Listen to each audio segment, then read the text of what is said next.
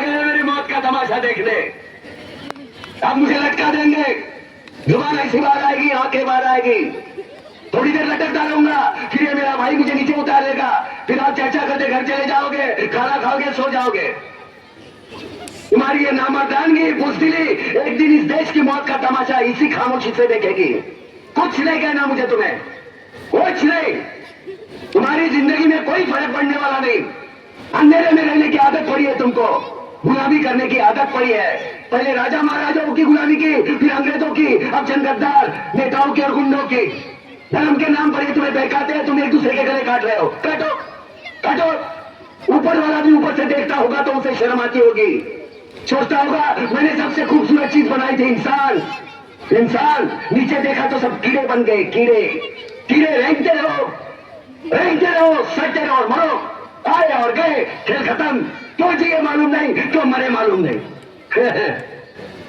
कलम वाली बाई क्रांति लाना चाहती थी, कलम के जोर पर काले वर्तमान को खत्म करना चाहती थी। कौन समझा उसकी बात को?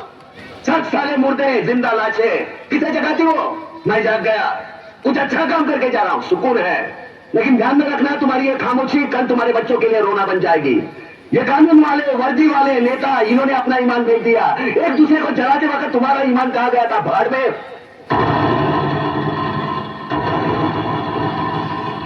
ये पिस्सू जैसा हमारा पड़ोसी मुल्क आने वाले कल में शायद अपने आप को दुनिया के नक्शे पर देख नहीं पाएगा। एक बात भूल रहा है, उनके घर में जो रोटी बनती है ना, उसका आटा भी विदेशी चक्की से पीस के आता है। साले अपने खुद के देश में सुई नहीं बना सकते और हमारे देश को तोड़ने का सपना देखते हैं। वो ये सपना देख सकते हैं क्योंकि उन्हें मालूम है ये मुर्दों का देश है। वतन के लिए किसी को कोई हमदर्दी नहीं है। इसे तोड़ना बिल्कुल आसान है। मैं हिंदू, मैं मुसलमान, मैं सिख, मैं फलाना, मैं ढिमका। एक लाठी को तो कोई भी तोड़ सकता है, लेकिन लाठी के भारे को तोड़ना मुश्किल है। मैंने बचपन में पढ़ा था, स्कूल में, तीसरी में।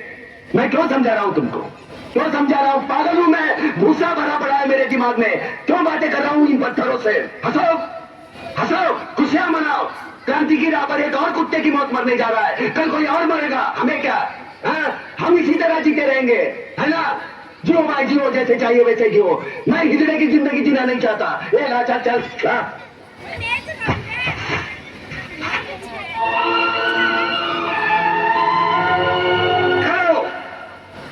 ये फांसी नहीं हो सकती। उन देशद्रोहियों के खिलाफ जो सरकार को सबूत मिले हैं, उससे साबित होता है कि प्रताप ने उनको मारकर देश का उद्धार किया है। इसलिए भारत के राष्ट्रपति ने उसकी सजा माफ कर दी। ये है उसके कागजात।